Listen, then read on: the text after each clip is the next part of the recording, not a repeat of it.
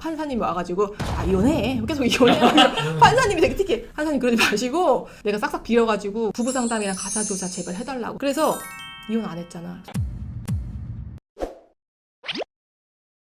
안녕하세요. 이혼 전문 박은주 변호사입니다. 앞전에 영상에서 피해야 할 배우자, 결혼하지 말아야 할 배우자 이런 영상 굉장히 슬프다고 말씀드렸는데, 근데 이런 영상은 조금 의미 있을 수도 있다 해가지고 생각을 한 게, 권하는 이혼?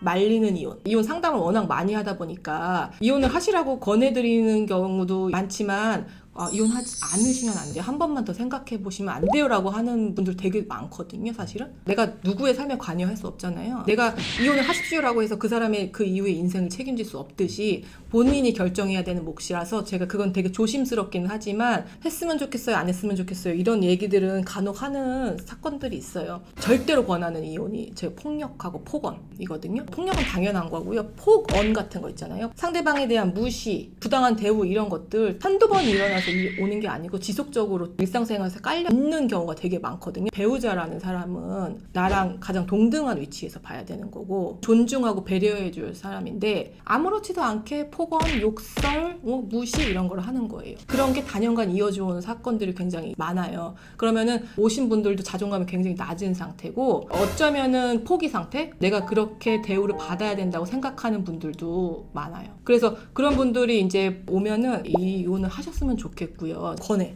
내가. 근데 권하지 않는, 말리는 이혼들이 가끔 있거든요. 얼마 전에도 이제 유튜브 영상 보고 찾아오신 분이 있어요. 이혼 소장을 가지고 오셨어요. 막 화가 많은 상태에서 막 온 거예요. 이혼 소송을 제기를 하고 그 다음에 이혼 소장을 받은 당사자들은요, 이혼해! 결정했잖아, 그치? 분노의 감정이 가장 최고점에 이른 상태에서 오시는 거거든요. 변호사님, 저 이혼할 거예요. 이렇게 얘기하는 거예요. 상황을 쫙 들어봤어. 이게 왜 이렇게 됐는지. 그랬더니 자기는 모르겠대. 왜 배우자가 화를 내고 집을 나갔는지 모르겠대요. 연태까지, 이혼 전까지 어떻게 지내셨어요? 그랬더니 가족여행도 갔다 오고 잘 지냈어요? 라고 얘기를 하는 거예요.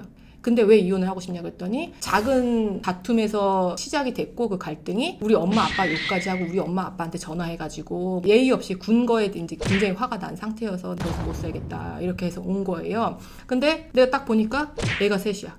이제 막 초등학교 들어간 애들 뭐 이렇게 애가 셋이고, 다툼이 있기 전까지는 괜찮게 생활을 하신 것 같아요. 그래서 내가 속으로 생각했지. 이혼시키면 안 돼야 되겠다. 선생님, 일단은 상대방이 이혼 소송 들어왔기 때문에 이혼을 거부를 하면서 선생님 지금 하고 싶은 그 이혼을, 그건 언제든지 할 수 있어요. 그러니까 그거를 천천히 생각해 봅시다. 왜냐면 여러분 되게 중요한 거 하나 제가 말씀드리면은, 상대방이 이혼 소송을 제기를 했어요. 그래서 피고가 이혼을 거부를 해. 이혼을 거부를 하다가 시간이 가면서 이혼에 동의하는 경우 되게 많거든요. 동의는 언제든지 할 수 있어요. 근데 오케이 나도 이혼에 동의합니다라고 그 의사를 밝혔어요. 그러고서 이혼 소송이 진행되다가 아니야 이건 아닌 것 같아. 그래서 이혼하겠다는 의사를 철회를 했어. 근데 상대방은 여전히 이혼을 하겠다고 하고 있어. 이랬을 때 이제 와서 철회했으니까 다시 이혼 사유가 있는지 다시 정확히 판단을 해봐야 되나? 생각하지 않아요. 오히려 이상하게 생각하는 거지. 피고 처음에 이혼을 한다고 했잖아요. 철회한 이유가 약간 의심스럽다. 돈 때문이냐 뭐냐 뭐 이러면서 나도 이혼에 동의합니다. 그러면은 이혼은 확정되는 거가 맞아요. 그거를 돌이키는 거는 되게 어렵다고요. 근데 처음에는 거부를 하다가 나중에 동의하는 경우는 이혼을 전제로 한 여러 가지의 조정이 이루어질 수 있으니까, 일단 답변서에 상대방이 주장하는 이혼 사유가 없다고 다투면서 선생님이 나중에 이혼하고 싶으면 그때 밝혀도 되니까 우리 너무 처음부터 그렇게 이혼을 하겠다는 동의를 하지 말자 이렇게 했거든요. 그랬더니 이제 조금 차분해지시면서 알았다고 하셨어요. 그렇게 한 다음에 조정이 열렸는데 판사님 되게 특이하셨어요. 당사자는 가만히 있고 내가 그랬어. 계속 혼인관계 유지하고 싶다. 일단은 대화의 시간을 좀 가져보고 나서 그 이후에도 갈등이 풀리지 않는다고 하면은 그때는 생각을 해보겠다라는 얘기를 했어요. 그랬더니 판사님이 와가지고 이혼해. 계속 이혼해. 판사님이 되게 특이해. 이 정도면 이혼해야지 막 계속 그러는 거야. 판사님 그러지 마시고 두 사람 부부상담이랑 가사조사 제발 해달라고 하는데 뭐 예산 없어 막 판사님이 막 이러는 거야. 그게 판사님이 진짜 속마음인지 연기를 하신 건지 모르겠는데 내가 싹싹 빌어가지고 부부상담 가사조사까지 했어요. 그 다음에 원고가 불만이 있던 사항들이 있었겠죠. 이혼에까지 이른 사항들, 결국에는 한 가지거든요. 그거에 대해서 우리 의뢰인이 당신이 그렇게 그걸 힘들어하는지 내가 몰랐다, 고치겠다 이렇게 하는 거야. 그러면 어떻게 돼? 고치겠다 그런데 상대방은 아니야 이미 끝났기 때문에 이혼을 할 거야, 이혼 소송까지 제기했으니까 이렇게 할 수 있잖아요. 근데 상대방도 고치겠다고 하면은 이혼 안 할게 이렇게 하는 거야.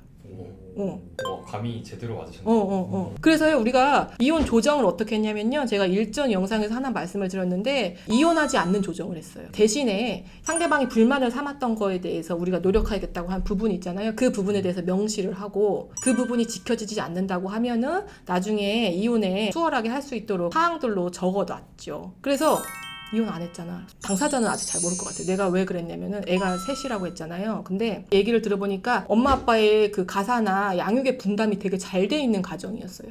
근데 그것이 깨지게 되면은 한 명이 뭐 세 명을 다 키우거나 혹은 찢어지거나 뭐 이런 상황이 발생을 하는데 마땅치가 않은 거야, 내가 보니까. 그러니까 이들 부부가 한 번 더 그냥 갈등을 조금 봉합하는 기회가 있었으면 좋겠다라고 싶어가지고 조금 제가 막 무리하게 노력을 해봤는데 기분 좋게 두 분이 화해를 하시고 끝난 사건이 있었죠. 판사님이 하신 말씀 중에서 자녀들을 위해서 이혼을 해야 될 부부가 있고 자녀들을 위해서 이혼을 하지 말아야 될 부부가 있다. 자녀 중심으로 봐야 된다. 그런 면에서 제가 지금 경험담을 말씀드린 사건인 같은 경우에는 자녀들을 위해서 이제 이혼을 안 했으면 좋겠다 싶어가지고 제가 진행한 건이었고, 물론 본인의 인생이기 때문에 자녀 때문에 희생할 필요는 없겠죠. 근데 홧김에 갑자기 오셨다던가 아니면은 회복의 가능성이 있거나 그런 사건인 경우에는 제가 잘 보고서 진행 방향에 대해서 당사자랑 고민을 하고 이런 부분들이 있다. 말리고 싶은 이혼들이 있다. 오늘 영상이 유익하셨다면요. 구독과 좋아요를 눌러주세요. 안녕.